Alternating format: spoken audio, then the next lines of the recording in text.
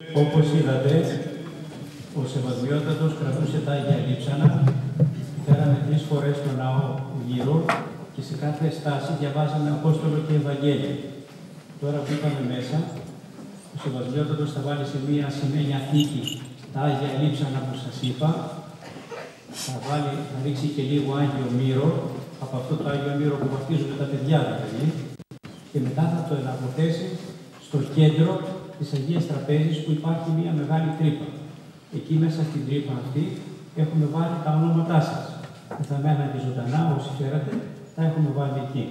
Και εν συνεχεία θα ρίξουμε ένα μείγμα από κερί, μαστίχα και διάφορα άλλα μυρωδικά, είναι 7 τον αριθμό μυρωδικά, και θα το σφραγίσουμε αυτό. Θα μπει από πάνω πάλι μία άλλη πλακούλα και θα κλείσει τελείως αυτό. Και θα σας πω τι συνέχεια μας.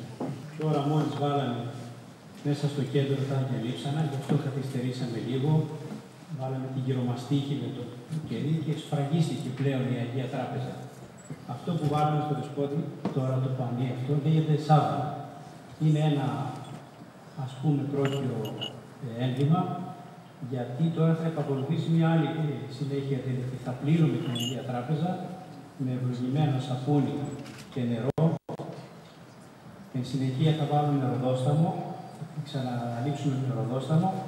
Εν συνεχεία πάλι θα βάλουμε Άγιο Μύρο, θα λείψουμε την Αγία Τράπεζα όπως βάζουμε στα μωρά που γίνεται η βάφτιση και θα τη σκουπίσουμε με τα αντιμήνσια. Τα αντιμήνσια είναι κάτι πανιά που έχουν απάνω ζωγραφισμένη παραστάσεις, την ταφή του Κυρίου, την Ανάσταση, τους Ευαγγελιστάς, το κουβούκλιο του Παναγίου Τάφου, και με αυτά τα αντιμήνσια γίνονται οι Θείες Λειτουργίες. Χωρίς αυτό δεν γίνεται η Θεία Λειτουργία. Πρέπει όμως να είναι εγκαινιασμένο προηγουμένως, να έχει καθαγιαστεί δηλαδή με μια τέτοια τελετή. Και κάτω στο τέλος του αντιμησίου υπάρχει μια επιγραφή που γράφει ότι εγκαινιάστηκε από το συμβολάσμα του Μητροπολίτη Τάδε, την Τάδε του Δεινός, του Ιερώνου Τάδε. Και έχει την υπογραφή του και τη σφραγίδα του. Αυτό συμβολίζει ότι ο ιερέας που λειτουργεί καθημερινά στην Αγία Τράπεζα αναγνωρίζει τον Μητροπολίτη σαν Μητροπολίτη της πόλεως και της χώρας του. Είναι επισημότητα. Τώρα ο Σεβασμιότατος θα χρήσει Άγιο Μύρο, όπως είπαμε, αυτό που βάζουμε στις βαφτίσεις των παιδιών, όπως το βαφτίζουμε και το κρύουμε, που λέει «Κρύε το Υιός του Θεού». Θα σφραγίσει την Εκκλησία στις 4 μεριές με το μονόγραμμα του Χριστού, το Χ και το Ρο στη μέση, στις 4 πλευρές του ναού.